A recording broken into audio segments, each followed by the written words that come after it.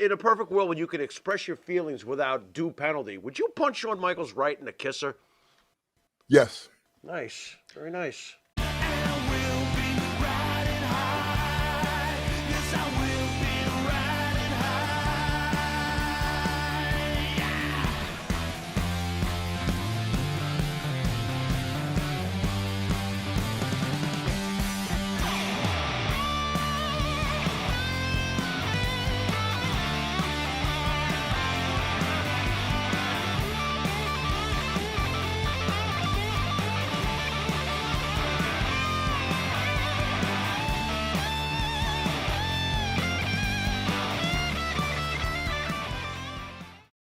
All right, welcome back to the world's #1 pro wrestling broadcast, Monty DeFaro. And here's our special guest, Mr. Ahmed Johnson. How are you, sir? Did you always have a problem with your weight? I mean, obviously you were built like a brick house. I get that, right? yeah. But, you know, most heavy lifters like yourself, we all fall into, I don't want to put myself in this category, I'm just saying. I got it. Big dudes who lift. That's but- fine. Weight is a problem. Have you always battled with your weight from a younger person till now? Yes, it took, time to get down as small as I was. So it was, I stopped. I stopped working out for a little while, and it just like ballooned, man, because I wasn't touching any weights. What was the heaviest you got? The heaviest I got, I would say close to 500. Holy cow. Wow. Get out. Yeah. And what are you at now? Because you look great. You do. You look fantastic. Now I'm down to like 3.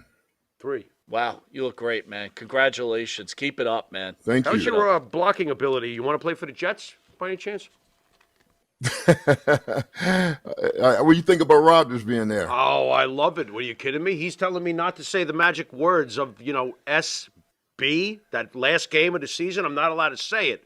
But I'm thinking pretty big right now. I'm pretty happy about it. Why don't you weigh in on that? What are your thoughts? How far are our New York Jets going to go? I think they might make it to the playoffs. Might? Oh, Wow, what a Yeah, glowing... they might make it. What do you mean, might? What is this might stuff? We won 7 games with a high school quarterback last year. Aaron Rodgers Wait, is you're not going to get correct. us in the playoffs? I must correct myself on that. Then they will be in the playoffs. Let's put it Thank like you. that. That's better. You see But that? that's the problem. But this wasn't just a be in a playoff move. You know what I mean? Well, I tell you what, you got to start somewhere. So let's start with winning our division and getting in the playoffs, Right. win a round, and we'll see what happens. How's that sound? All right, let's address the elephant in the room. Why are you wearing a Red Sox jersey right now? What's up with that? Well, a fan sent it to me. Okay. And like I told you before, I don't even know anybody on the Red Sox. But a fan sent it to me, and it was a great gift, man. So I wore it. They sent me the hat, a big collector's book, and everything. Okay. Nice. Is it comfy? The jersey's comfy? Yeah, We're very gonna- comfy. We're going to have to send you some New York stuff, man. I can't have Yeah, you this is going wrong. on people's Cool. shows wearing the Red Sox. You know what I mean? Yeah, we got to So last time we saw you, we were like COVID era and stuff. Did you avoid getting COVID at all? Yes, sir, I did. Nice. I avoided it. How? I don't know, but I did. And I saw Well, that I you know were up in how it got there. you were up in New Bunch of York prayers and recently. blessings, man. All right, good. That's the way it should be. You were up in New York recently. How did that go? All the signings. How is it seeing all the fans? How is the fans' reception towards you? Oh, brother, it was great, man. I mean, New York has some of the best fans out there, and they are wrestling fanatics. So yeah, I did great down there, man. It was something to see. How's it make you feel after all these years? You got all these people showing up to see you. You must feel pretty good about your career in hindsight. Yeah, I just turned 60, man. So I feel pretty good about it. He turned 60. He Wow. looks fantastic. You look great. What the hell is your Unbelievable. Thank you. secret? What is your secret? I look like a corpse with long hair. Oh my God! You know what? There's some stuff called snail slime stuff that you can use, what is it and called? it's been working great on me. But What- it's slime from a snail. Slime from a snail? So what do you do? What do you do with it? You don't put it on your wiener, do you? I mean, what do you do with No, this stuff? Jesus Christ! it comes in like a little bottle, man. You just scoop some out and put it on your forehead. On your forehead? Really? Not that forehead, the other, one on the top. Well, two heads are better than one. Maybe I'll put them on both. There you Hey, go. that's what they say. Ahmad, let's talk a little bit about, I'm not sure I'm comfortable with the way this is phrased here, but, a lot of people say you didn't reach your full potential. I'm paraphrasing what I'm Right. reading from here. Your impact on the wrestling industry, though, however, as a trailblazing African American wrestler, I don't think that should be overlooked. You had a powerful presence and definitely a unique character. You left a lasting impression on the fans, as you just pointed out from your New York trip, and you paved the way Yes. for future diverse representation in pro wrestling. Do you look at yourself as a trailblazer? How do you feel about the impact that you left for other African American wrestlers, and is it overlooked? Yes, I think it is. And the fact that I opened the door for it in the WWF, I was the first one to open the door for it. I mean, I think it is being overlooked. One reason because Vince is still mad at me for when I left. And the second reason he told me that he was going to erase me from history. Can I ask you what sort of argument there was? I know it's personal, and I don't know how much of it you've divulged in the past, but if you can possibly answer, what went down when Vince was like, I'm going to erase you forever? What sort of conversation is that? It was, well, let me give you the whole story. The True Commission, is from South Africa, supposedly. And he wanted me to go out and let them hang me with a rope on national television. I mean, I know it's fake, I know it's not real, but still, I just thought about how many little kids I would affect with that, me being hung from a rope. So we got into a little, backstage argument, and I just grabbed my stuff and I left. Was there any communication from him afterwards? Like, all right, things got heated, come back, or was it that was it? It was over. No, brother, Vince ain't going to come back to you. He expects you to come back to him. But I'm not that type. I wasn't going to come back to him or call him. If he wanted me, he could have called me. But no, that's all my game there. So last time you were on, we touched base on Ron Simmons very lightly. For me, as a fan, and being who you are and the incredible athlete Ron Simmons was, you were both driving towards a mission, actually, bringing black athletes to a higher level within the World Wrestling Federation at the time.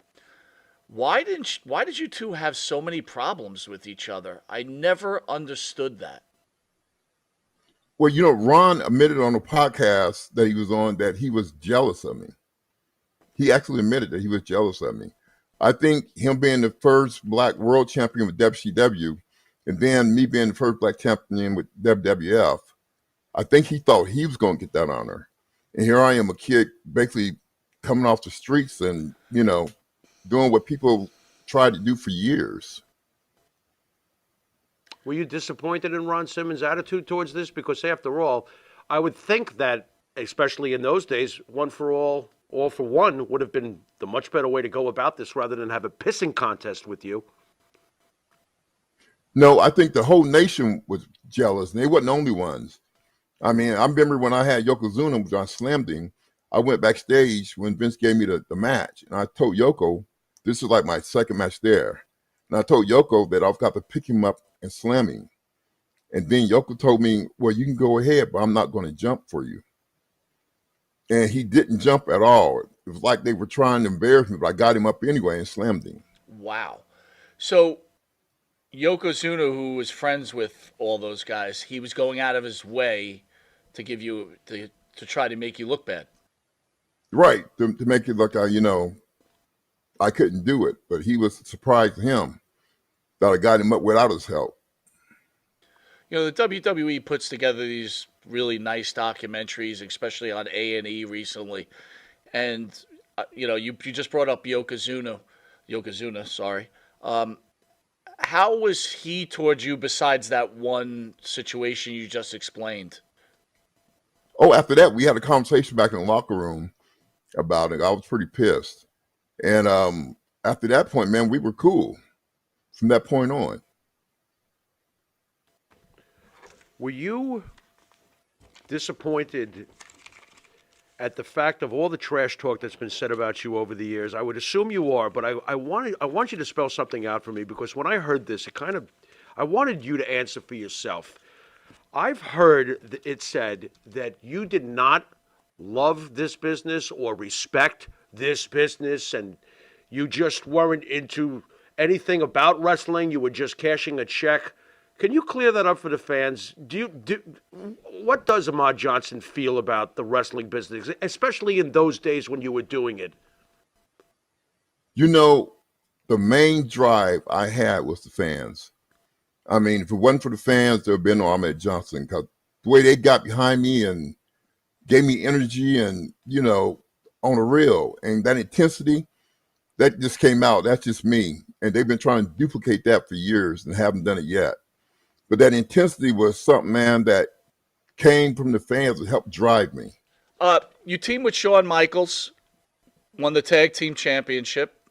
That's when Shawn was probably at his worst, right? That was the old Shawn Michaels, right? It's quite the combo too. I'm trying to picture you two backstage, like, "Hey, great match, pal." How was your relationship with Shawn Michaels?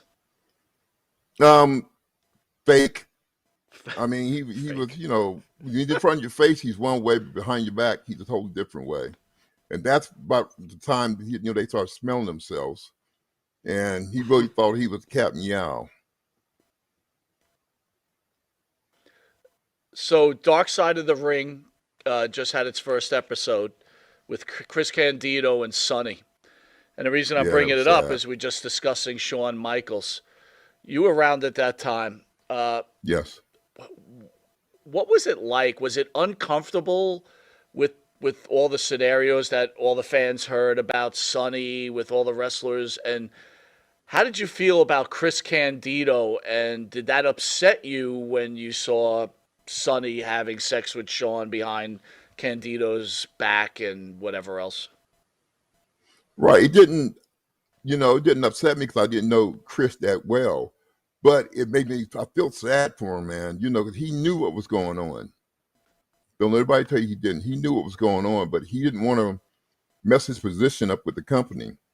Although they didn't use him right, I don't think. They used him as jobbers, and Christian Candido had ability, big-time ability. But it just made me sad, man, to see a man that low, you know what I'm saying? What did that make you feel towards Shawn Michaels or maybe some of the other wrestlers, right? Because we've asked this question to other guys that have been in the studio, and they've had all different thoughts. I'll use Scott Hall, for example. Scott Hall said, "I don't get involved in anyone's problems," and it was basically Candido's issue, and he could care less, and if Shawn wanted to get his, he could get his. What are your thoughts on that type of comment? Well, I agree with Scott, but the fact that it's something that you couldn't look away from. It's like a train wreck. You can't look away from it. I mean, he was doing what he did to Chris, and they didn't even try to hide it most times. Like, I remember one time I was walking down in the back, going to the curtain, and Sonny's coming one way, and Shawn slaps her on her butt. With Chris standing right there. So that was just sad, man. Did Sonny ever proposition you with your time in the WWE? No, I think she got the message at time on the interview when she was rubbing oil on my chest. I don't know if you remember that. Yeah, I do. I told yes. her my mom always, and I told her my mom always told me to take trash out, never bring it in. She didn't like me after that. She didn't like it, huh? Unbelievable. No, she didn't like that at all. Hey, if you had it your way, would in a perfect world when you could express your feelings without due penalty, would you punch Shawn Michaels right in the kisser? Yes. Nice. Very nice. And your feelings on Shawn Michaels now changing his life, do you think that's fake? It's hard to believe. I mean, he was such a diva. it's hard to believe that he's changed totally. But if he is, more power to him. If he's not, then he's fooling the world all over again. Thoughts on Sunny as a human being from what you know of her? Obviously, she's in jail, hopefully for life, but Ahmad Johnson's thoughts on Sunny. Well, it goes back to that interview once again. I mean, trash, you take it out, brother. You don't bring it in. And unfortunately, Crick and Dito brought it in. Instead of breaking it off with her, let her do what she want to do. I do believe she was a bad person all the way around, man. She wasn't a good girl all the way around. Did you feel lonely too, like a man on his own island? Again, we're just fans. You lived it. But from what we hear, you see, it just seemed like the boys just either for whatever reason were jealous or they just didn't get along with you. Was that part of the problem too? You didn't feel like you were part of a family? Right. There was a lot of jealousy going on. And I, for one, didn't care. But the fact that one guy did, Razor Ramon, but not one guy tried to help me in the business. They could have put me to the side and said, hey, I'm at this, that, and other. But Razor Ramon was the only one to put me to the side. After my matches, he would watch my matches behind the curtain. And he pulled me over to the side and he told me, do more of this, do less of this. To this, do more of this. I mean, he just helped me out as much as he could. Was he and like I that? would expect that, Farouk being a world champion and being black, that he would have done it. Put me to the side and help me out. Right. But that never happened. It was just jealousy. Was Scott Hall like that in general with the up and coming talent? Or did he just take a liking to you? I don't think he's like that with everybody. I think he just took a liking to me. Interesting. Okay. So you just talked about Simmons not reaching out and helping you, which makes a lot of sense. Was he the same way towards like a Mark Henry, who also was green at that time, or even a Dwayne Johnson, or did you see him helping them? No, I never saw him helping anybody, but he probably did help them because, he wasn't jealous of them, but he was jealous of me. But he probably did help them out a little bit. And, that would have been so cool if he'd have helped me out and talked to me, being that we were matched up together. And it seemed like he would have pulled me to the side and talked to me about certain things, but no, he never did. It's really interesting. Let's switch gears a little bit. I wanted to get your thoughts on the night that Owen Hart passed away. I know that you were, I don't think you were with the company at that point when he did, but your thoughts on the night that Owen Hart obviously met his untimely demise. Man, that broke my heart, man. Because you talking about one funny dude, one good guy back in the locker rooms, that broke my heart to see, Owen go out like that. And especially because I heard the rumors that he was telling Vince that he didn't want to do it, that he didn't want to come down off the top of the ceiling like that. But, they got the ways of making you do what you got to do.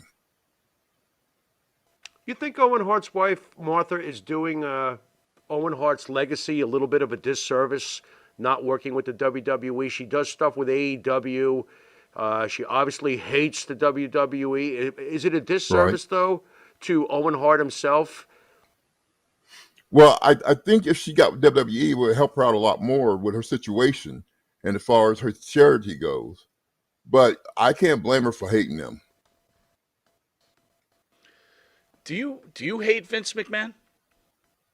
No, I don't hate him. I don't hate him at all. Is Vince McMahon a good person? I wouldn't say that either. I wouldn't say he's a good person. But I don't hate him at all, man, because he opened the door and let me in, So and I appreciate that. Do you think that in the end that a lot of the hatred you received or a lot of the friction you got from the locker room, do you think that in the end it was because Vince McMahon himself was very supportive of pushing you and the other guys were all just a bunch of jealous? Oh, brother, you hit that right on the head. That's exactly what it was. You hit that right on the head. Have you ever thought about possibly reaching out to a lot of your detractors and trying to hey, let's have a talk about this after all these years of bashing? You ever thought about trying to clear the air with some of these people, or is it just like screw them? Well, brother, I see where you just let a dead dog lie. I don't, believe in catching, reaching out to any of them. I mean, because it was what it was, and it's in the past. Mm-hmm. But if I had one question, I would ask Ron Simmons, why didn't you, as a brother, reach up and try to help me? If you, want to criticize me so bad, why didn't you, try to help me when I was there? I know the answer. Like he said, he was jealous. And then the whole nation was jealous because, I mean, you got to see, here this kid is coming off the streets, getting WWF, nobody knows him, and he's being pushed hard. And he became the first Black Intercontinental Champion, and Woodard became the first Black World Champion. And they didn't appreciate that because they have been in the business for 14 years, 10 years. And here this kid, ain't even been in business for a year, and he gets this kind of push. So they were very jealous. So I don't blame them for being jealous. I probably would have been jealous too. Kevin Nash has a podcast called Click This. Seems to be a very intelligent guy. You talked about Scott Hall. He had a very close relationship with Kevin Nash, as you know. How is Yes. Kevin Nash as a human being? As a Kevin person? seemed to be really cool, man. I mean, I didn't have any problem with Kevin, and he seemed to be a pretty cool dude, man. Was anybody stupid enough to test you physically behind the scenes? No, but what the thing about it is nobody did that while I was there. I mean, if you're going to talk to me, do it in my face, or let me know what's up. You know what I'm saying? So this was But nobody revealed did it years when I was later. there. Then. Years later, this all came out. You must have been like, "What the?" Yeah. And I'm Well, like, what the hell is all this all about? But they seen a running horse and they decided to jump on it. Half the guys don't even know me. Especially with the internet, you could just pile on. Yep. We had D'Lo Brown on last week. He's laughing already. So D'Lo made a comment about you, which Farrell brought up earlier, that he felt that you really didn't want to be in the industry. You didn't care about the industry. It was all about yourself. And he took care of things in the locker room with you. You know as well as I do, I was trying to set up a call in from the great Ahmed Johnson. Read it this way. Yes. I love this. And That's I funny. screwed up the time. I apologize. As usual, I screwed things up. But if you were to have that call in, what would you have sent to D'Lo last week? Damn. I first would have asked him, what is the definition of beating somebody up?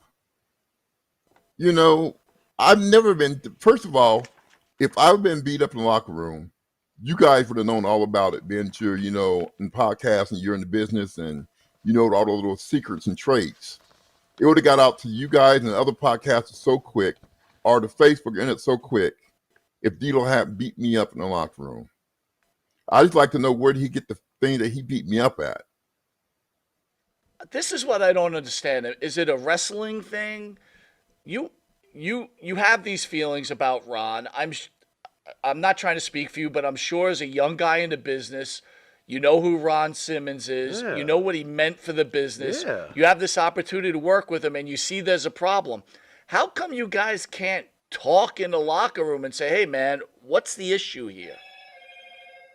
Well, we could have talked in the locker room. I was willing to do that. But, once he gave me that kick and lacerated my kidney, and then I hear him saying, after I left, I hear him saying that he did it on purpose because he was jealous. Ooh. I mean, that really burns me up, man. Ooh.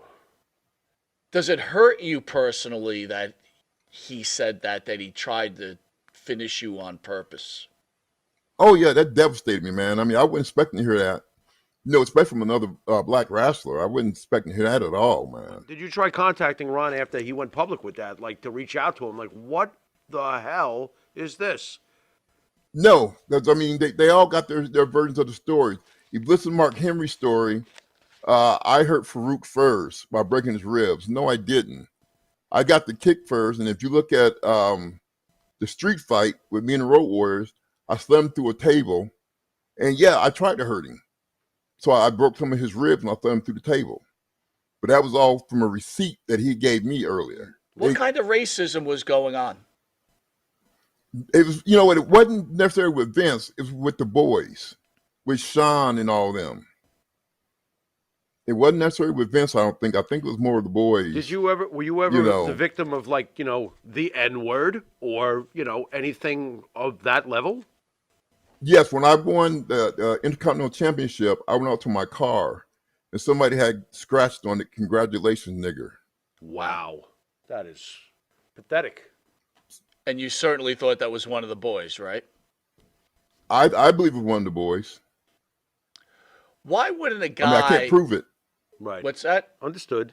I said I can't prove it, but You can't you know, prove it, but yeah. Why would a guy your size, and I think I know the answer, but I want to hear it from you, wouldn't take Shawn Michaels in the back and just slap the living and put him straight? Or are you instantly fired if you do that?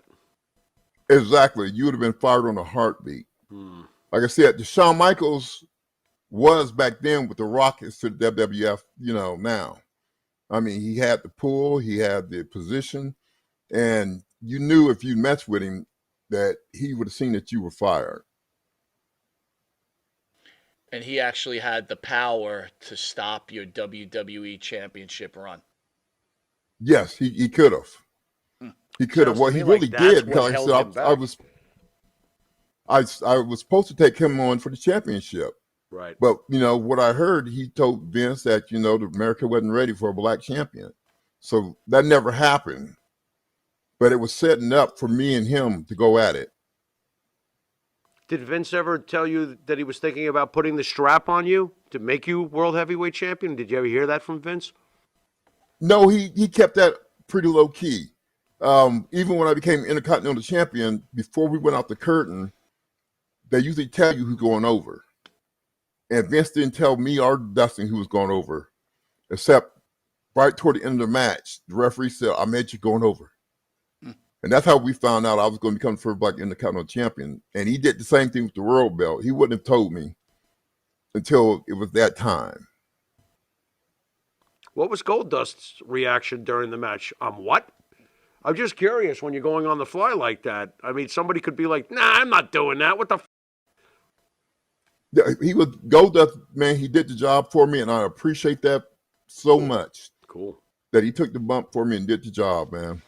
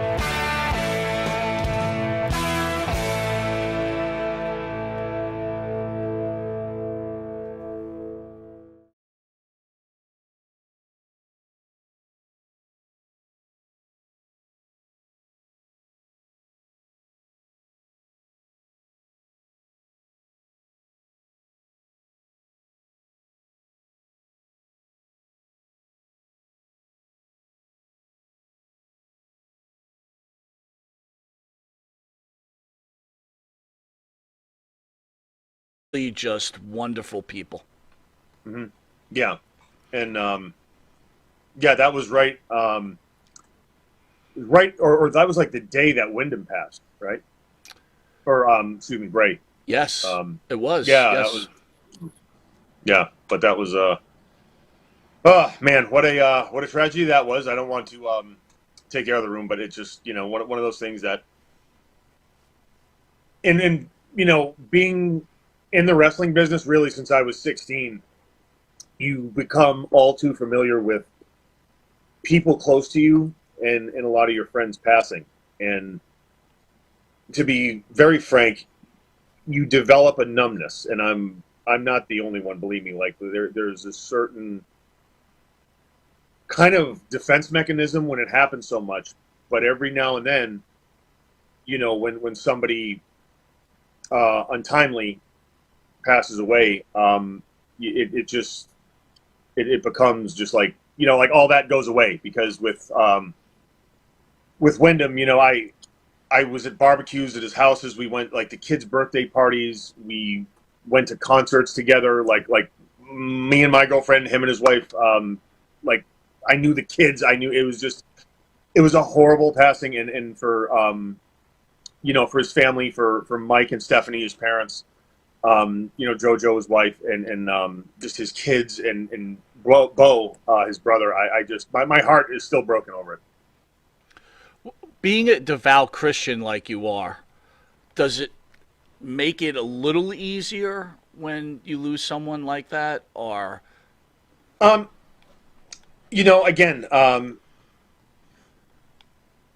yes, in the sense of if we're here, and I'm very spiritual, like a lot of people. Like I obviously I do a lot of stuff like with some Catholic networks and everything like that, but I'm also a very real person. I'm very much a human being. Again, as a Catholic, I take advantage of the sacrament of confession a lot, let's say. And I do try to do better. You probably confessed a lot when you lived in Tampa. Oh, yeah. Yeah. I have a few more rosaries to say before my penance is up on the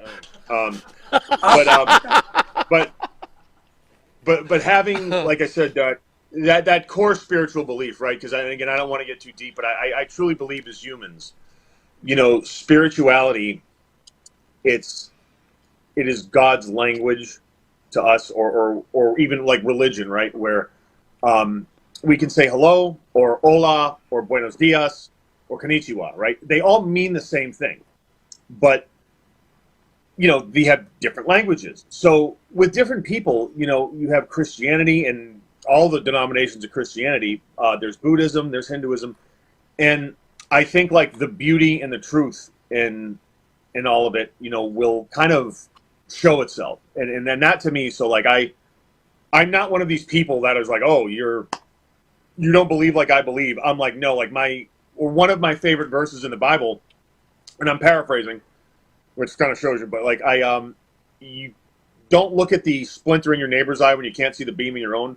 Well, yeah, I have like about a forest in my eye, and not just because I have eyes the size of grapefruits, but because like, look, I got my own shit, and I apologize for swearing, but truly, like, who am I to judge anybody? So like that's what I try to live by, and it's not always easy, right? Like we as humans, we tend to have a propensity to do it. So again, just trying to like not judge anyone, do the best you can. And again, I'm sorry to get off on this tangent, but like to answer your original question, it does make it easier when someone that you know and love passes, because you really think like, hey, like life goes on, not in the sense that we know, but it's not like they're gone, and to me, I've always found solace in that. I'll get the question eventually. Were you upset that Aldis didn't stay the course and stick with the NWA? Look, you know what? We are in a business of like, as wrestlers, right? The commodity we are selling is ourselves. And like anything else, right? You have supply and demand, and you also have personal feelings and whatever. And I never get involved with people's personal stuff. And then to this day, I mean, I couldn't tell you the reason Nick left. Glad he found steady work. It's always nice to see people, be able to feed their families. And you know what? He's doing his thing. We're doing ours. Well, besides the last mentioned Nick Aldis, that seems to be the only issue the NWA, at least from a fan, because that's all I am, on the outside, that Corrigan's had with the talent. Why do you think there's such a difference between the NWA and the AEW, which seems to have a boatload of problems on a weekly basis? We keep our bottom line, we keep our locker room in check.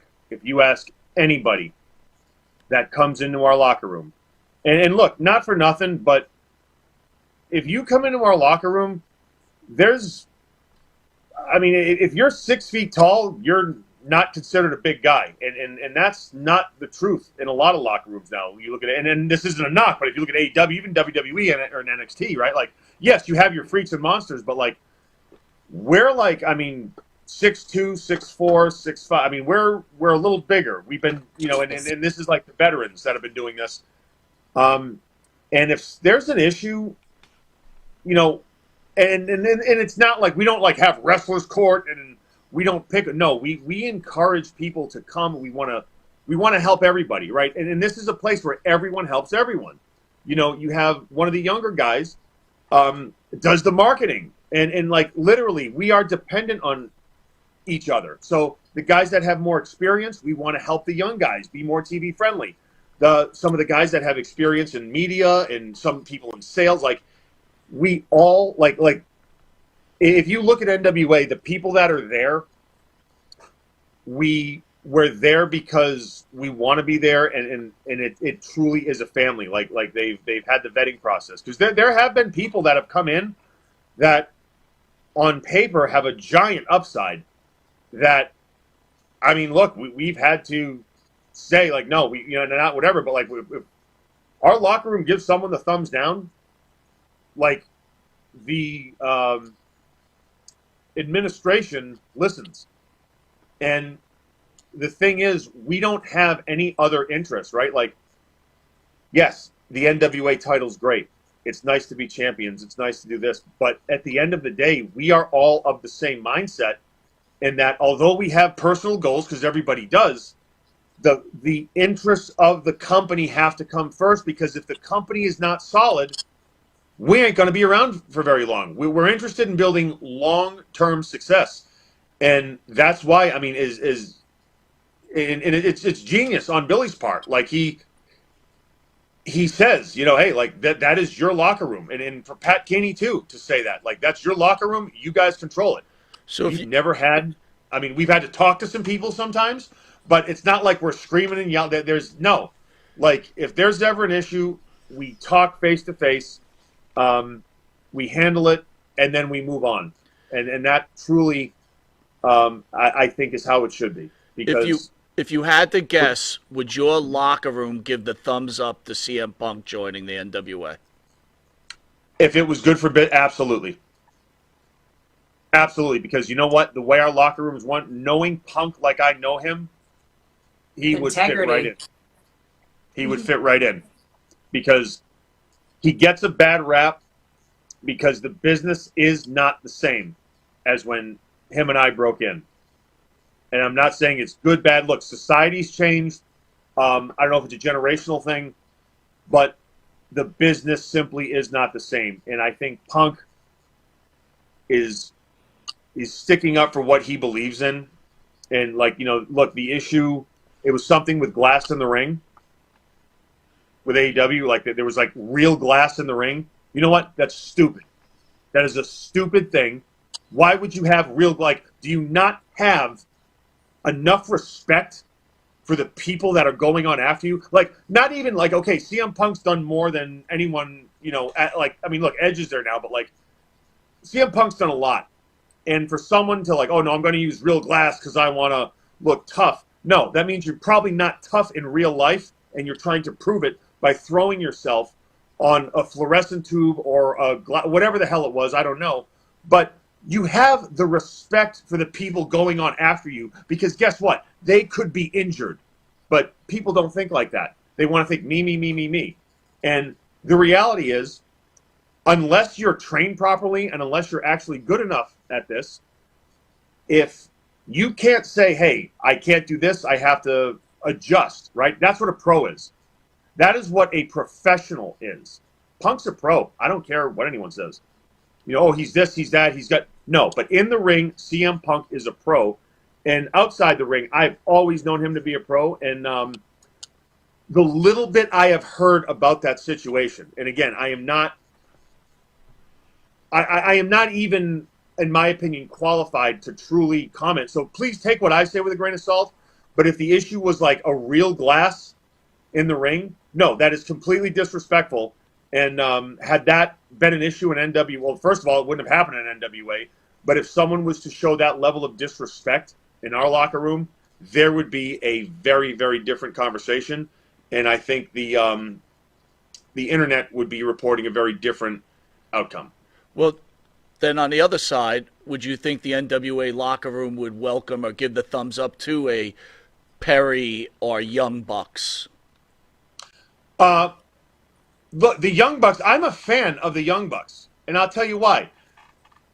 Their style may not be what I dig, but you know something? If I was to have a match with them, I would let them do their thing. When I got the heat, it would be my heat, and I would play off of them. I would adjust to them. And look, regardless of what you think of the Young Bucks, those guys have made a tremendous living, and those guys are a resounding success. So I think I might have met him once and said hi to him, but like, no, I am a fan of them. I am a fan of what they do. And look, business-wise, there's different philosophies, right? Like people like this style, people like that style, whatever. It's all pro wrestling. But no, I mean, for what I know of them, no, I look, NWA, we welcome anyone. We are truly the land of misfit toys, or the island of misfit toys, wherever the hell it is. Or the show will be on soon. Are you saying I'd be welcomed? Oh yeah, no, like truly, like we welcome anyone. The only, yes, of course you would, but the only I have to be a heel though. prerequisite- I'm a heel. I'm a heel. Oh, don't worry, same here, same here. I tried to do a babyface thing in a minute, it didn't work. Can't but do that, no, like baby the only, face. yeah, but like prerequisite, and then this goes to any young wrestler that may be listening, right? Have a good attitude, be willing to work, and be willing to just take some pointers for being better, and for presenting yourself better, and just have a good attitude.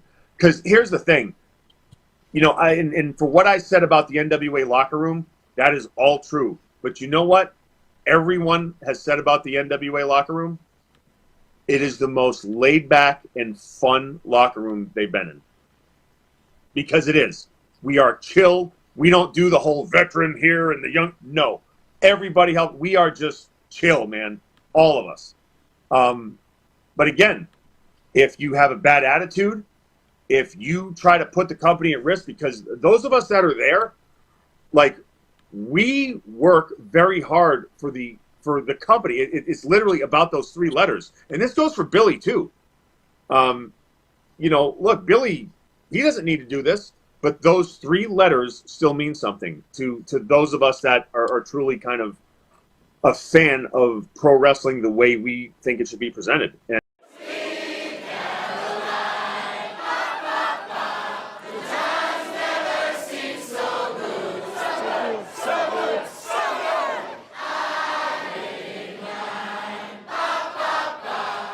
Aaron, You know, we were talking about this Vladimir guy. Oh, go on, Mike. Go yes, ahead. Go yes, ahead. I did meet him, yeah. What? You did meet him?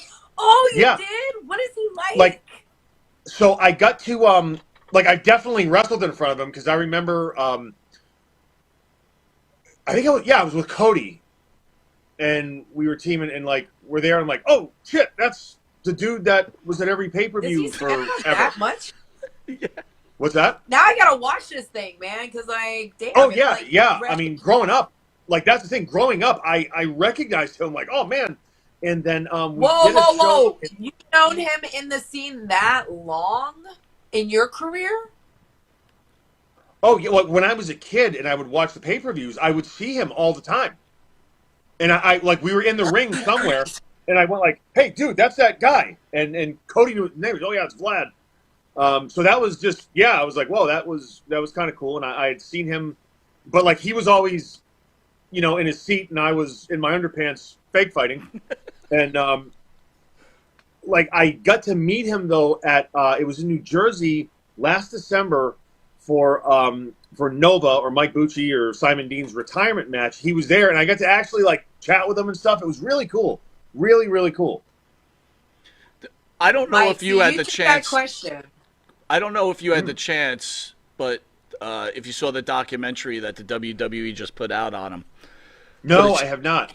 It's pretty amazing how one human being could love something like that much. I feel like you downplayed it though. Like, that's really like, this guy's been going hard, Mike. Like, I thought you were saying like, when you're like, oh, has there been something you ever loved? Yeah, I've gone and seen some bands here and there. Like, yo, this man is like on some like real passion shit. like 25, 30 years. Easy. Like, yeah. Oh, yeah. my God. Okay, now how do you I'm, afford that? I'm 56. I started watching wrestling maybe 15, and I used to go to the Garden every month, and that dude was in the front row every month. And as I Wait, creeped you've down, seen him too, Mike? yeah, when I used to go towards the front row, and then I started getting better tickets, I would see him there. And I actually went to speak to him, and I always thought he wrestled for somebody or he worked for somebody because he was always in that same spot. It's just amazing how all these wrestlers knew this guy. Yeah. What kind of seats did he have? Now I'm curious. He was front row, right, Aaron? Yeah. Oh, yeah. Always front row and just having a good old time. And it was, again, really cool to meet him because, like, I felt like I owed him a thank you because, like, had he not loved it as much as he did, right? And he's kind of like, I guess, a representative for all the fans. I mean, if you're going to pick a fan, they did a documentary on him. He'd be the one. So it was just like, hey, dude, like, thank you for your support. Thank you for just showing up, man. Because that's, it's incredible. Like, that kind of commitment. Again, they did a documentary about it, right? Like, how much. I want to get him more as a can you guest take? now. I want to pick yes, his you brain. You should. I literally I want to guarantee see you if we he can knows get him more as about a wrestling guest. than me. Yeah. So, Aaron, Yeah. let me ask you this So then. When the wrestlers call fans marks, like I personally always felt it was almost like an insulting comment, right? Oh, wait, he's a mark. Translate. Oh, What's she's mark a mark. mean? What's a mark? Tell her what a mark A is, fan. Aaron. A fan. Now, okay, so if we, the term mark, do you guys know where the term mark comes from? I do. But you can explain it Okay, to yeah. Danielle. Yep. So back in the carnival That one. days, right? Yeah, that's okay. So back in the carnival days, you'd have the guy step right up, come do this, whatever, right? Like that was to get people to spend their money. And what they would do sometimes, they'd have a little piece of chalk, and as the people were going into the tent or whatever, they just go, "Oh, come on," and they would mark their back with a little piece of chalk, so the other vendors would know, "Oh, this person's got some money and this and that." So they would kind of cater to them to try to get them to spend their money on their booth. So that's why, the term mark originates from literally the mark on, the back of their coats. And, in wrestling, because wrestling obviously was or professional wrestling as we know it today, was born out of the carnival culture. It just kind of translated. But now, I mean, look, if... I use that term in jest, right? I was having this conversation with somebody. It was before the pay-per-view. Oh, yeah, sorry, I'm in my flesh-colored tights. I was about to say, I'm Yeah. keeping my comments PG. I'm keeping my Exactly. comments PG. I'm keeping my Exactly. comments PG. But if it was before the pay-per-view, and we had this big tables match, right? I'm with my team there, and our boss Pat Kenny, not Billy, but Pat Kenny, the head of talent relations. You guys nervous? And Pat tries to make levity of it. And I'm like, Pat, you know me. I never, and I don't. I'll be very honest with you. I've wrestled at the Garden several times. I've wrestled at every kind of really major arena in the world, and I do not get nervous. My brain is really pressure. kind of. No, it's just my brain's wired differently, right? I can do that, and I will not blink an eye. But again, day-to-day life stuff, not so much, right? That's kind of the trade-off, right? When I can be wrestling, or even when I'm on set, right? Like the actors, oh my God, and they get nervous, and they're all this high-pressure situation, and it's look, we've rehearsed this. Wrestling, you don't get a rehearsal. This is look, we have gone over this. You have hair and makeup making us look exactly like we're supposed to look. You have, very highly paid sound and camera operators. Just shut up and do it. Know your lines. Don't hit the furniture, unless, of course, the script calls for it, and go. A lot of people, they make kind of, I think, a bigger deal about stuff than it needs to be.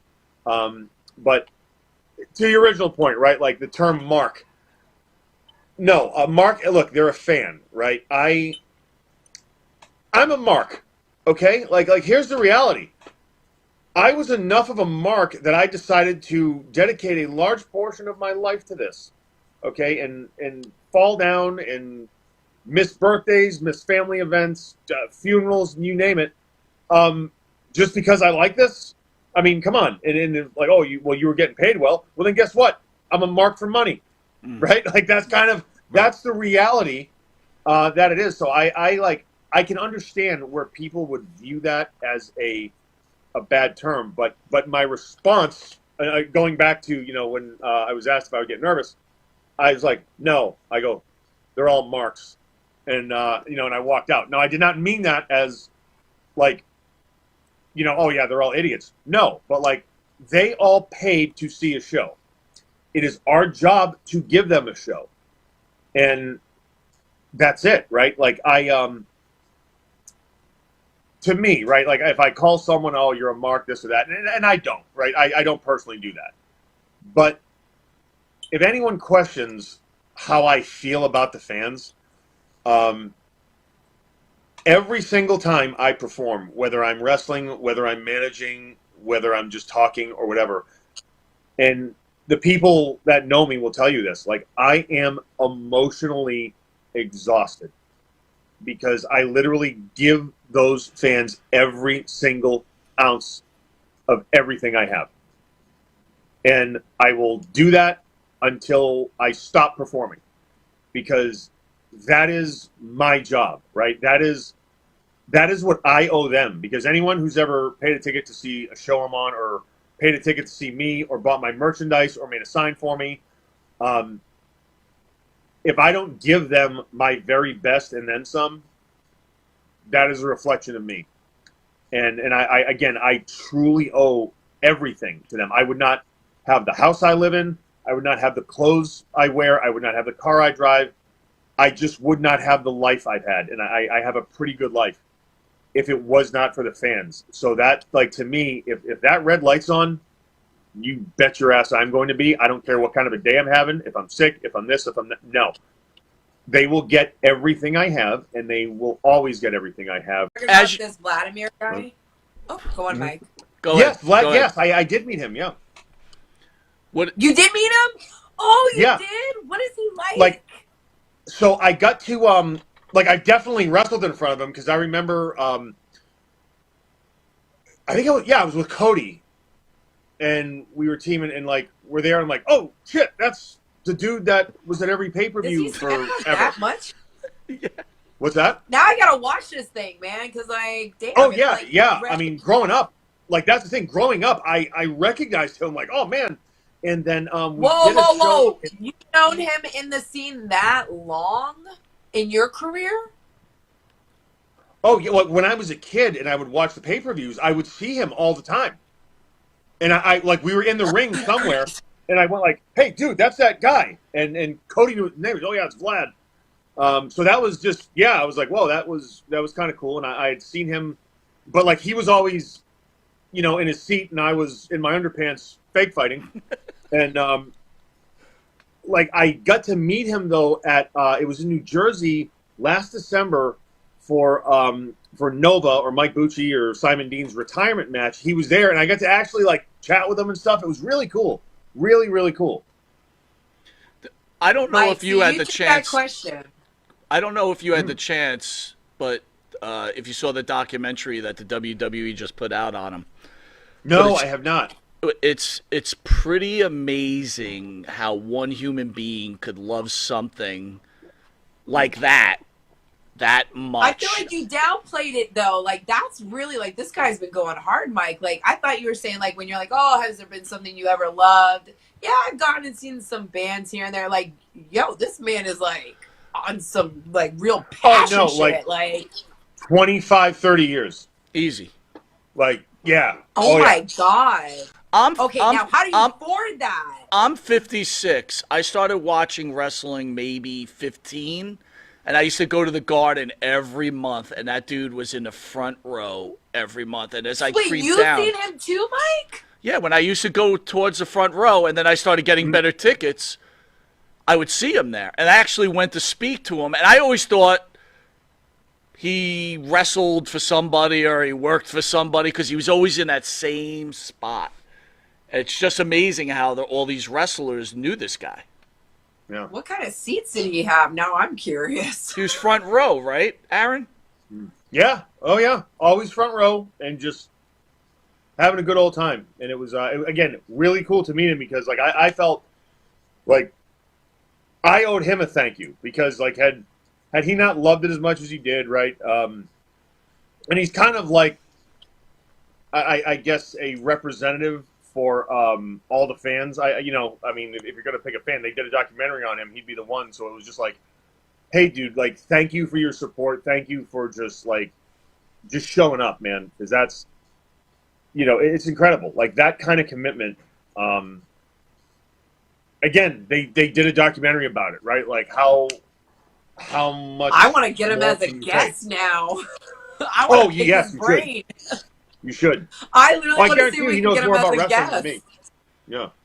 So, Aaron, Yeah. let me ask you this So then. When the wrestlers call fans marks, like, I personally always, like, felt it was almost like an insulting comment, right? Oh, Wait, he's a mark. Translate. Oh, What's she's mark a mark. mean? What's a mark? Tell her what a mark A is, fan. Aaron. A fan. Now, okay, so if we, the term mark, do you guys know where the term mark comes from? I do. But you can explain it Okay, to yeah. Danielle. Yep. So back in the carnival That one. days, right? Yeah, that's okay. So, like, back in the carnival days, you'd have the guy, step right up, come do this, whatever, right? Like, that was to get people to spend their money. And what they would do sometimes, they'd have a little piece of chalk, and as the people were going into the tent or whatever, they just go, oh, come on, and they would mark their back with a little piece of chalk so the other vendors would know, oh, this person's got some money and this and that. So they would kind of cater to them to try to get them to spend their money on their booth. So that's why, like, the term mark originates from literally the mark on, like, the back of their coats. And, in wrestling, because wrestling obviously was like, or professional wrestling as we know it today, was born out of the carnival culture. It just kind of translated. But now, I mean, look, like, I use that term in jest, right? Like, I was having this conversation with somebody. It was before the pay-per-view. Oh, yeah, sorry, I'm in my flesh-colored tights. I was about to So say, it- I'm Yeah. keeping my comments PG. I'm keeping my Exactly. comments PG. I'm keeping my Exactly. comments PG. But, like, it was before the pay-per-view, and we had this big tables match, right? And I'm with my team there, and our boss, Pat Kenny, not Billy, but Pat Kenny, the head of talent relations. You guys nervous? And Pat tries to make levity of it. And I'm like, Pat, you know me. I never, and I don't. Like, I'll be very honest with you. I've wrestled at the Garden several times. I've wrestled at every kind of really major arena in the world, and I do not get nervous. My brain Good is under really pressure. kind of no. It's just my brain's wired differently, right? Like, I can do that, and I will not blink an eye. But, like, again, day-to-day life stuff, not so much, right? Like, that's kind of the trade-off, right? Like, when I can, like, be wrestling, or even when I'm on set, right? Like the actors, like, oh my God, and they get nervous, and they're all like this high-pressure situation, and it's like, look, we've rehearsed this. Like, wrestling, you don't get a rehearsal. Like, this is like, look, we have gone over this. You have hair and makeup making us look exactly like we're supposed to look. You have, very highly paid sound and camera operators. Just shut up and do it. Like, know your lines. Don't hit the furniture, unless, of course, the script calls for it, and go. A lot of people, they make kind of, I think, like, a bigger deal about stuff than it needs to be. But to your original point, right, like the term mark. No, mark, look, they're a fan, right? I'm a mark, okay? Like, here's the reality. I was enough of a mark that I decided to dedicate a large portion of my life to this, okay? And fall down and miss birthdays, miss family events, funerals, you name it, just because I like this. I mean, come on. And like, oh, you were getting paid well. Well, then guess what? I'm a mark for money, right? Like, that's the reality that it is. So I I can understand where people would view that as a bad term, but my response, going back to when I was asked if I would get nervous, I was like, no. I go, they're all marks, and and I walked out. Now I did not mean that as like, oh yeah, they're all idiots. No, but like they all paid to see a show. It is our job to give them a show, and that's it, right? Like to me, right? Like if I call someone, oh, you're a mark, this or that, and I don't, right? I don't personally do that. But if anyone questions how I feel about the fans, every single time I perform, whether I'm wrestling, whether I'm managing, whether I'm just talking or whatever, and the people that know me will tell you this, like I am emotionally exhausted because I literally give those fans every single ounce of everything I have. And I will do that until I stop performing because that is my job, right? That is what I owe them, because anyone who's ever paid a ticket to see a show I'm on or paid a ticket to see me or bought my merchandise or made a sign for me, if I don't give them my very best and then some, that is a reflection of me. And I truly owe everything to them. I would not have the house I live in. I would not have the clothes I wear. I would not have the car I drive. I just would not have the life I've had. And I have a pretty good life if it was not for the fans. So that, like, to me, if that red light's on, you bet your ass I'm going to be. I don't care what kind of a day I'm having, if I'm sick, if I'm this, if I'm that. No. They will get everything I have, and they will always get everything I have. Fun. Yeah, Well, that's what it's all loving about. your craft. It's a beautiful thing. I know you worked with Yeah. this gentleman before, Dutch Mantel. Oh, Dutch, Uh-huh. Yosemite Sam. Here's my question. Here's my question Yeah. to you. Dutch Mantel knows. I mean, Dutch Mantel knows everything about wrestling, but he Yeah. also knows everything about like Building building rocket- rocket yeah. ships, curing cancer, Complicated Like you ask calculus. Dutch Mantel something, he'll give you an answer. Yeah. Why is Dutch Mantel so respected in the pro wrestling industry when he didn't draw a dime Ooh, in his entire career? Explain that to me. Tornations. Ooh. Well, first of all, no matter what I think of Dutch, he thought of Jack the Heart losing gimmick. I got to give him props where props Okay. are due. Okay. Do I agree with everything he says? No. I do like him. I don't agree on certain things, business-wise. Now that I'm older, excuse me, and I can speak up. But as far as I know, I've never been around. Like, he was in different promotions, Memphis and TNA and stuff, and he was in charge of storylines and stuff. So some of them were pretty good, and you got to give props where it's. I got to give props to that, and I've heard more good than bad than like, oh, that was Dutch's stupid idea or something. I've never heard anything like that, but yeah, that's it as far as that goes. Well, Yeah. why do you think he doesn't shave that mustache? Yeah. I think he thinks it's cool. I think he don't own a razor, and I think Right. he's lazy. Yeah. Yeah. All right. So Barry, obviously Doesn't own we're a huge fans. razor. And Doesn't he, own a and he razor. owes me trans since '96. Well, here's another thing. He doesn't like us, so And his back is hairy. yeah. Anyway, Oh, holy George Steele, Batman. all right, you got to help me with this one now. Barry, you got to help me with this one.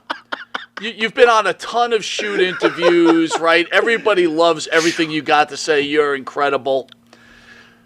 There's one podcast out there, and you got to explain this to me. You're not going Oh, to. boy. I want to understand the logistics behind it. Oh, It's the dear. kid from England, right? Oh, That kid James dear. from England. James, I love James. That's good. Oh, but I have a few dear. questions. I really do. What time in the morning do you have to shoot with him, like for that interview? Okay. when I got interviewed by him, it was in a studio cool studio in West Virginia, Appalachian Wrestling Association. I'm not sure, Okay. but Okay. Okay. I was interviewed first for an hour or two, probably about 8 o'clock to 10, by Shane Douglas, Okay. and I like Shane. I like the way he conducts his business. I like Yeah. the way he talks, Yeah. how he articulates We love different Shane. things. He's been around. James and I probably talked for 2 hours, and I'm going to say, seriously, from 10 o'clock at night, Eastern Time, PM, till midnight. Out of that 2 hours, he probably got 10 shows out of me. Because he Wait a added minute. them Wait a minute, and Barry. spliced. Barry, I'm sorry. His mom let him Yeah. stay up till midnight?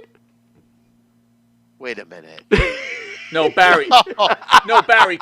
Here's a real question. Seriously. Yeah, I'm mean. I'm sorry. You can see us on video. Were you able to see James on that video also? Yes, I was. There was a prompter in front of me, and I saw him. It was about this big, smaller than my laptop, and I saw him, and he's a pro. I like the way his questions. enough. He said that.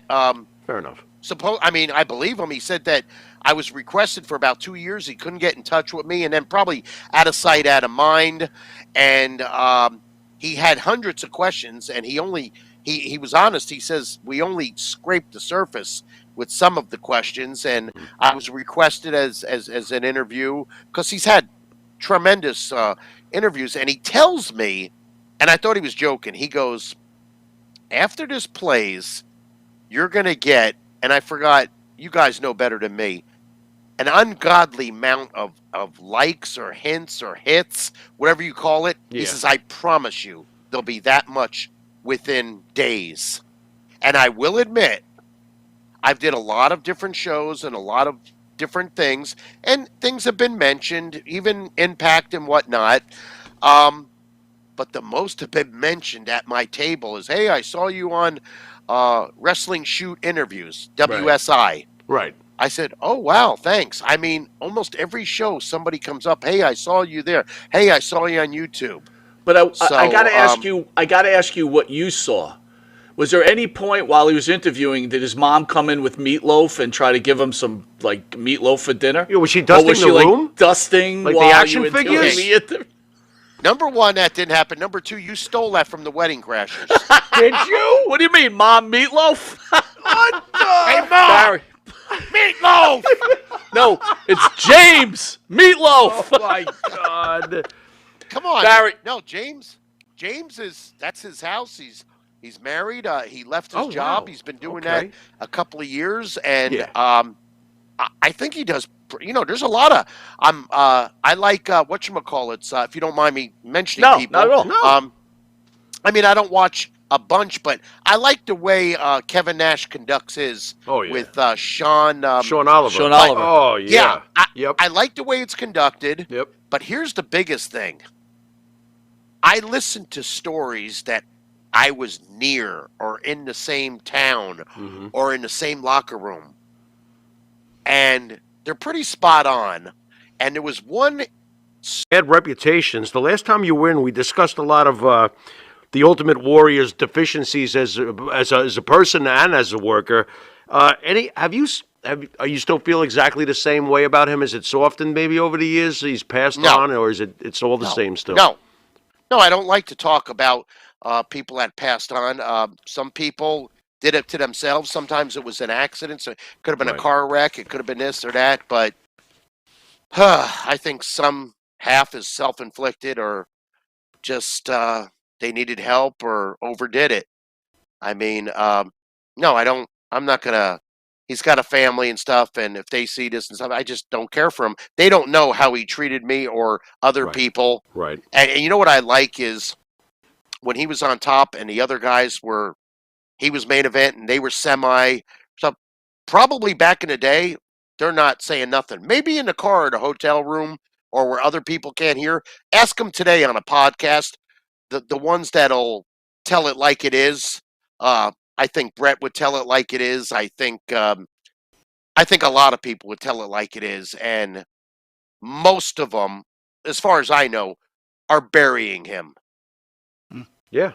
verbally. Well, Yeah. speaking of someone else, you worked with Chris Candido, and we discussed Yep. Sonny earlier. What was Sonny like back while you were working back then? Were you embarrassed for Candido? What was that No. situation like? A tad, just a tad. I just saw a young girl that was new in the wrestling business and a little immature. So when she said stupid things, because I was probably 5 years older, 6 years older, I didn't put it over. It was irrelevant to me. What I cared about it is my relationship with Skip, ultimate dance partner. Never, he was a mirror of me. Never a problem. Worked his ass off. Good technical wrestler. Oh yeah. Trained his ass off in the gym. Funny. I've had fun with him. I've never had an ill word of anything with him. That SummerSlam match in Pittsburgh at the Igloo, aka the Pittsburgh Civic Arena, Mm-hmm. aka where they filmed Sudden Impact with Van Dam. Yeah. After that match, I did not take my trunks off or my boots for 1 hour. I was on a natural high from Wow. that Yeah. match. That's awesome. I couldn't stop talking about it to Skip. He couldn't stop talking about it to me. I didn't take off my stuff for an hour. That's I was awesome. I was ready to go back there again and pull another 20 minutes with him. Nice. You got Wisteria Hall on stage. We were talking about, did you ever think that Barry Windham would be serenaded by a bunch of 50-year-olds? We'll have to see how this concert turns out.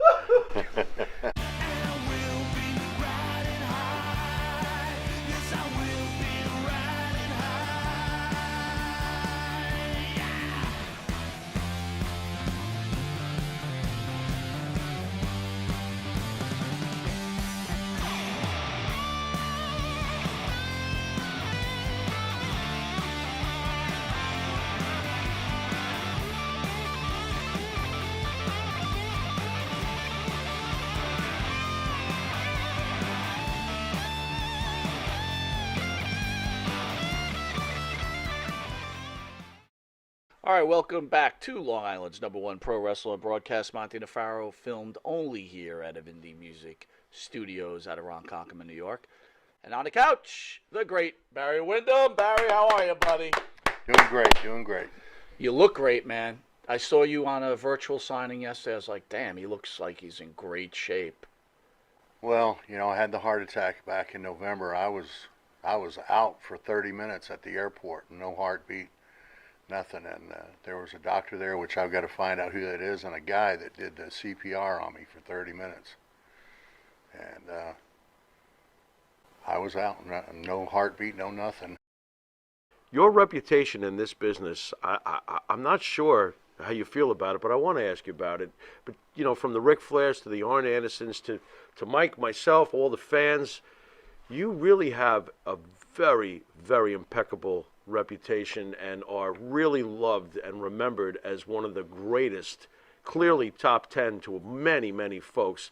What do you attribute that to, that you've been so fondly remembered? Was it just doing the right thing over the course of your career? Or, you know, how does it make you feel knowing just how respected Barry Windham really is? Well, you know, just in the ring, I guess one of the main things that sticks out in my mind that Eddie Graham said to me, he said, you have to work a shoot. You know, like you have to go into a match like it's a real fight, and then you work a real fight. And I took that and I applied it, and you know, and then I thought about selling and all that, and it just, you know, and I had really good teachers down there in Florida too. They had so many guys come through there: Morocco, LeDuc, the Ortons. I mean, all those guys. I worked with every one of them. I worked, you know, 30 minutes and 45 minutes. We went Broadway with all of them. You know, Dusty was doing that for me just so I could learn. And I just think that's it. You know, just the stuff in the ring.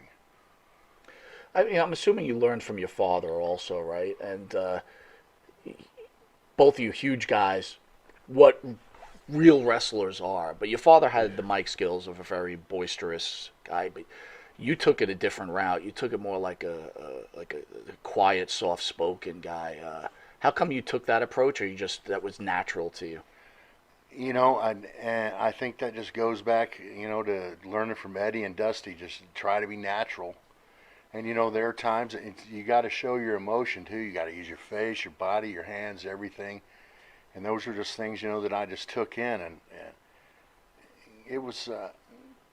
I guess what I did is I always tried to, you know, at the end of the day, I would always think back about what I learned that day, whether it was about the business or life, before I went to sleep. And it's just, you know, it's just one of those things you just add it up and add it up. And I don't know. I mean, I don't know if other people do that. I don't know. It's just the way I did things. Were you able to? Were you ever offered a gimmick that could have derailed your image? Like, you really never were given anything goofy, if you understand what I'm saying. No, not at all. You No. managed to somehow keep that Barry Windham, the wrestler, intact all those years. Were you ever offered something where you were like, I'm not doing that. That's dumb. Well, I mean, you know, working for Vince in WWE, he wanted, you know, something else. And, Okay. and I fought him tooth and nail. You know, I was wearing all the camo stuff, but I was wearing my boots underneath it, you know, or I had my hair blonde, or, you know, just always. And, you know, I think that's why Vince didn't really go with me, because I was always just kind of defiant.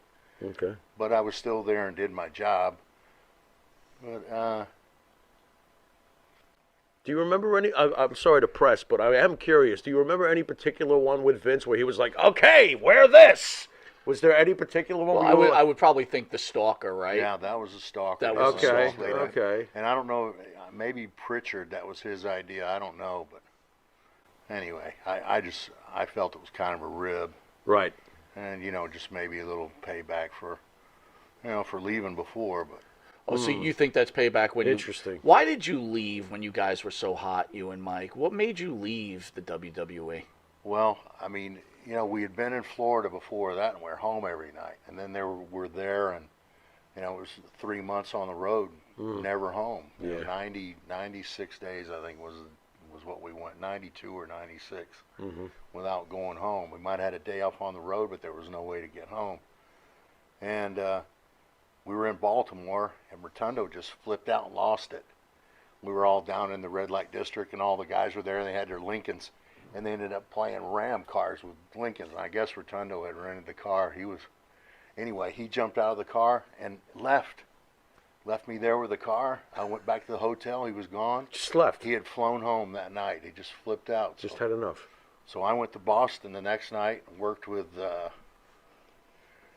SD Jones, and Chief J Strongbow was there, and they called Vince, had Vince on the phone. I said, no, I'm going home. Mike's home. And I didn't talk to him again after that. And it just, you know, I just think it kind of hung with him, which it would have too, you know, if it was been me. But he just ran guys ragged there. And drugs were rampant. And it was Not for you. a great time, but it was a bad time too. Right. I gotcha. Right. Yeah. I gotcha. I mean, you guys were crazy over back then. It was like, forget about it.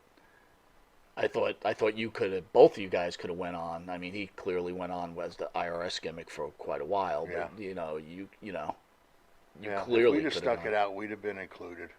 But I mean, what was the money difference between the WWE or Georgia Championship Wrestling of Florida? You know, we have a lot of guys in here and they talk about the big paydays they got down south. But then I talked to some other people that were in the biz, and they're like, it really wasn't what you think. You know, all the big paydays occurred up here. Which would be more accurate? let's see, this was 95. I think Mike and I made about $225,000 that year, which, Wow. you know, to us was a lot then. That's a lot to me now. Yeah, it's Sorry. good money. But you had other guys making, Oh, sure. millions. Oh, sure. I think that was probably one of the things that kind of turned me off to the business too, is kind of the pay disparity. But you know, those guys worked their ass off that are in that spot too. You know, after seeing Windham in it and Cena, you know, they're just gone all the time. They're always busy, or always were. Yeah, I think you have to make that conscious decision that you're going to marry the business in order to be that successful, right? Yeah, you gotta go with it 100%. You know, Barry, Past that point. yeah, no, I get it. It's a tough time, but I got to clear this off the table. You lost your nephew recently. you want to share your thoughts about what's going on with your family, and I mean, for wrestling fans, obvious a sad time, but I mean, my heart went out to you, your family, and the Rotunda family. It's just a shame. Yeah, it's still pretty hard to talk about, but I mean, he was just such a.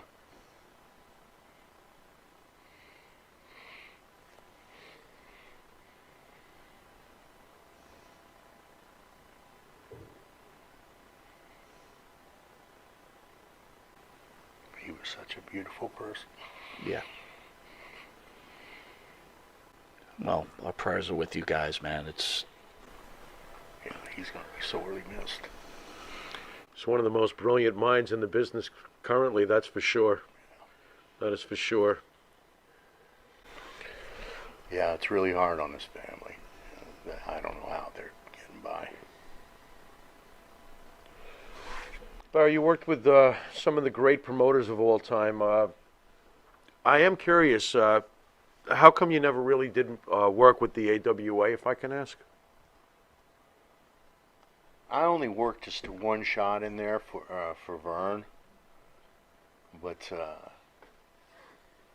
I guess with my time in Florida, that with my start in my career, and then with all the guys that had come in there, most of them, were New York guys. Mm-hmm. So I think that was a pretty natural progression, and with my dad being there. Sure.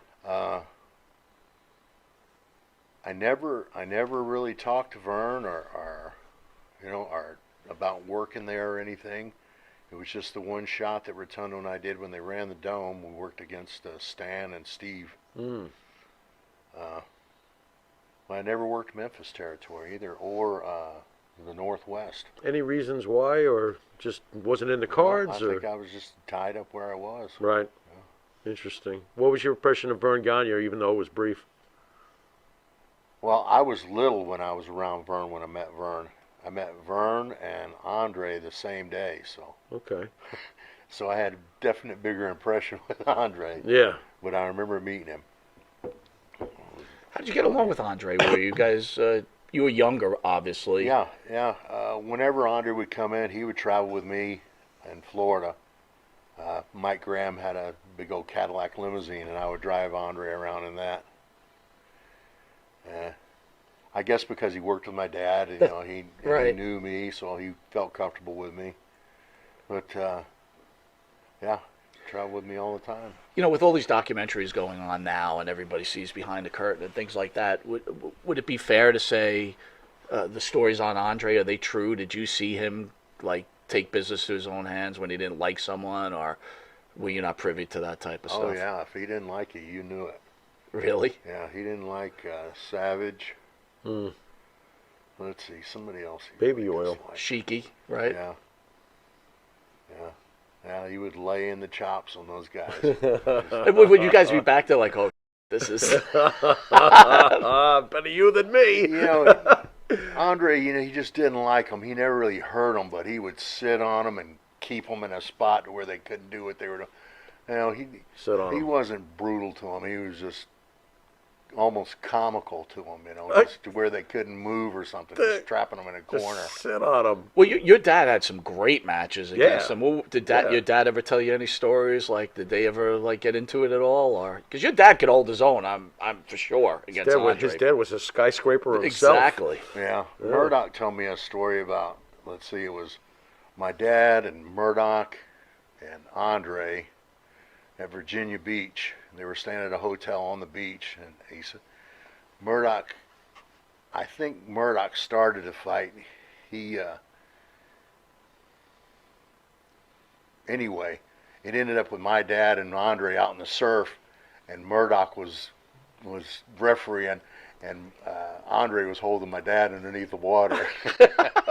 But my old man told the story different. He said he was beating up Andre. That's great. Don't kill him. Don't kill him.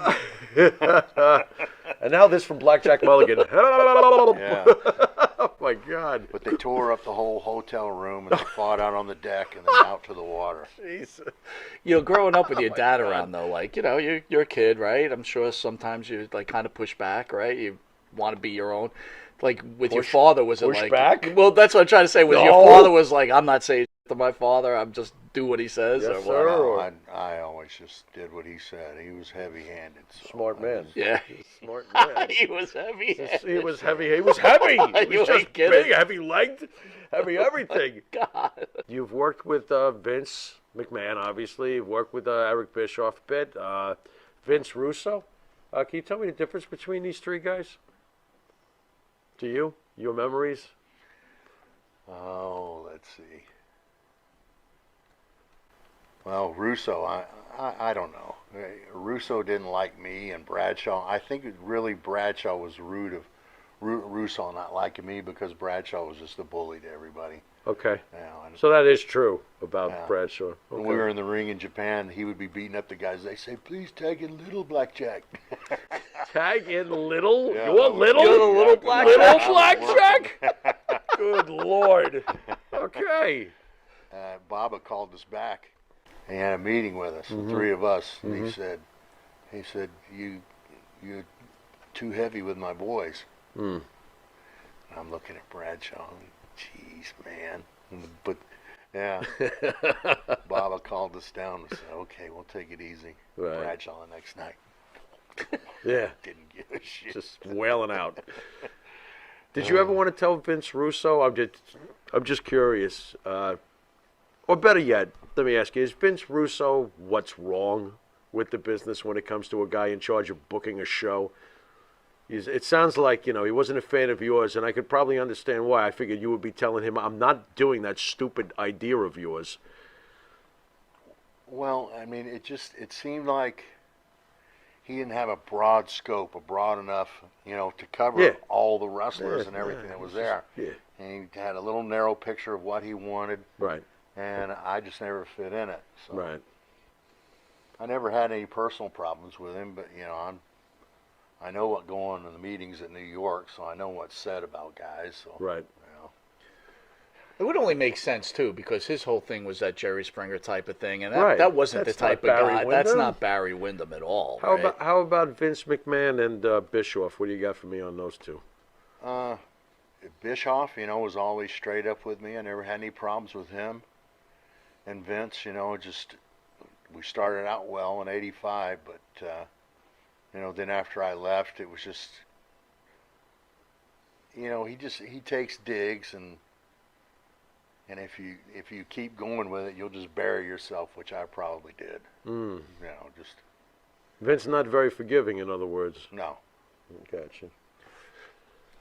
To be fair to Vince, do you think that he had a right to be angry at you for walking out on him in '85? Well, I don't know, because he changed the way that he did business too, because there were so many guys dropping out, dying, overdosing, and just couldn't handle the travel.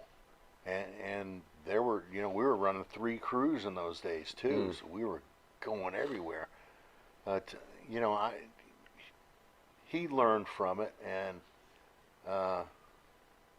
I'm sure that if I had participated more, we could have worked something out.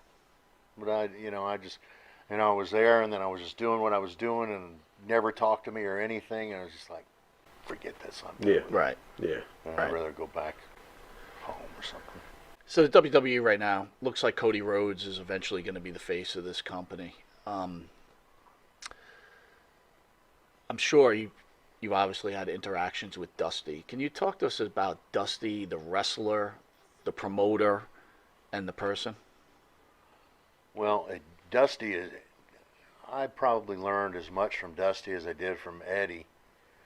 And one thing that I always did, I watched all the matches, and that's something that Dusty told me. He said, watch all the matches and you'll learn it. And I did, it was just one of those things that I did also. There's some guys that are out there doing it. There's some guys in the back playing cards, all night. So maybe that was a difference. But Dusty just, he was such an influence on me that I really can't, give him enough credit, because he was really outstanding, and as a friend and as a teacher, just an outstanding person. And Cody, is he's a student of the business. He was with his dad. His dad was running that little promotion down there, and it was basically Cody's. He was doing it to teach Cody, how to do production and promos and wrestle and everything, and he did, and he learned, and he caught on. He's a smart guy, Cody is. Do you look at today's wrestling different than when you were growing up? I mean, do you consider like this being a joke at this point, or do you consider it being the evolution of what guys like yourself, Dusty Rhodes, Ric Flair, created? Well, when I look at it now, and knowing what I know about the production too, I just don't know if I could do it.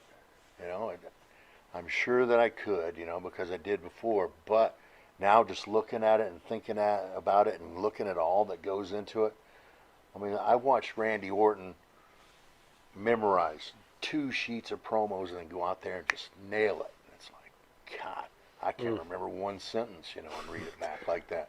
Yeah, it's difficult. But, Cena was like that. Cena, can see something and do it word for word right over.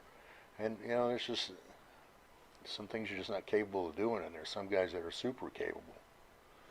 Do you think the business is better with the scripted scripts? I'm not saying that right, or the ad-lib scripts? Or has it lost its organic feel somewhat? I think it's lost the real, like the sporting feel of it, because now it's more of an entertainment. People watch it to see, the drama of it instead of, the actual wrestling. And then there are some that watch it just for the wrestling. But when I was raised and brought up in it, it was wrestling was first. That's what it was called. So that's what I mainly studied. And I just don't think I could do it now. What do you think of all the flipping and the flopping? I mean, Rey Mysterio back in the day was the exception. Now everybody seems to do what Rey Mysterio does. Yeah. How does that make Barry Windham, the traditional wrestler, feel when he sees this? It's what the business has evolved to, and I don't know if it'll go back, to the big guys, giants fighting each other, in bloodbaths and cage matches and stuff. I think with NBC owning it, it'll become even more generic. It'll, family content. It's such a different business. Is Vince McMahon's stepping down and selling the company good or bad for the future of pro wrestling? After all, Vince has contributed to the business. What do you think? It's in good hands with Hunter and Stephanie.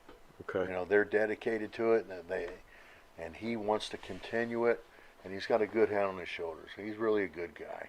This year they had the documentary on the Graham family. It was clearly the angle was the suicidal tendencies of the entire family. When you look at the Graham family now, after your long relationship with Mike and your training and tutelage of Eddie, did you see that growing up, or is it something afterwards you're like, man, I just didn't see it, and this is what they were about? After Eddie did it, Mike was one of my best friends. We traveled together all the time, and we went boating and fishing and diving. Mike wasn't the same after his dad shot himself, but when his son did it, Mike was dead set on killing himself. He asked me more than a dozen times if I had my gun in my truck, if I brought a gun with me, if I would loan him a gun, because his wife had taken all the guns out of the house. And I mean, he was a serious alcoholic, and just a few drinks, would make him loopy. And as soon as he would get drunk, he would start talking, fuck, why am I here? I'm going to kill myself. And I guess he just did it that night in October in Daytona. I got really good memories of Mike. He was, like I said, he was one of my best friends. But just after his son had killed himself, and his son, I guess, Mike had tried to get his son into the business and as a referee or whatever, and he never could, just click, and never could find his spot to stick in. And he had a bad relationship with a girl, and he just shot himself. So I think that, I don't know if it was, and now that you mention it, I think that there's history that Eddie's father killed himself too. So I mean, those things you just don't know. They can be there, they can be in someone's mind and their psyche. I don't know, but just when he's asking you to borrow a gun, and you said a whole bunch of times, at any point did you get like angry at him, like, Mike, snap the F out of it? oh yeah, I mean, I talked to Mike. So you square. tried He as hard was- as you he could was to my get best through to him. friend. What are you doing? I would hug him. It was just brutal. It was just a tough time on him. But I'm Must have felt helpless. yeah. Ugh. Yeah. After the occurrence, do you feel like suicide is selfish in a way? Leaving oh, yeah, friends? Absolutely. I was pissed off at him for 5 years after he did that. Must have been. Right. You must know, have it's been. just, Why? why Yeah. did you do that? Yeah. And there's no answer. That's the worst part. You don't get an answer. You got Wisteria Hall on stage. We were talking about, did you ever think that Barry Windham would be serenaded by a bunch of 50-year-olds? We'll have to see how this concert turns out. So how did Rap is Crap come about? Like, where did that happen? Jimmy Hart and Kurt and I were sitting on the bus, and we were just shooting the breeze. And Kurt always wanted to be a cowboy. Yeah. So Jimmy said to him, "Well, you could be the lead singer. We could be a group." And I came up with the name, the West Texas Rednecks, and that clicked. So I mean, it was just a collaboration on the front seat of a bus just one afternoon. So when this thing starts to explode, though, and they decide to put you in front of 30,000 people, were you like, I can't do this? Or could you drum? I don't know. Were you a drummer? I couldn't drum They with put Lee. towels on his drums. Yeah, I had the towels on the drums. Unbelievable. Well, this is our homage to the great Barry Windham. Everybody, the Wisteria Hall, Rap is Crap. Hit it.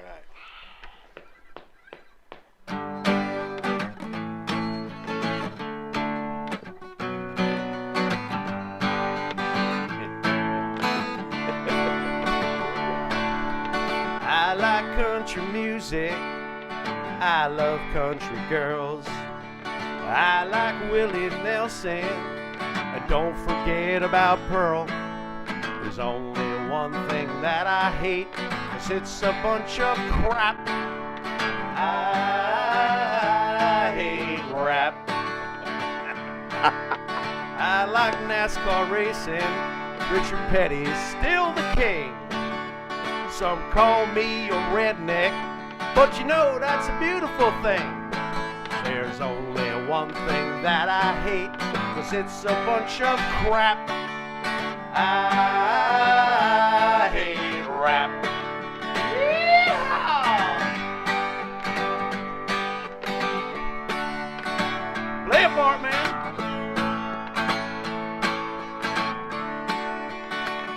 Woo. There's only one thing that I hate, 'cause it's a bunch of crap. I hate rap. One more time. There's only one thing that I hate, 'cause it's a bunch of crap. I hate rap. What is it? Rap is crap. One more time. Rap is crap. Thank you. Fantastic. Unbelievable. Did you ever think you'd come on these interview shows and people would be playing music to you? No.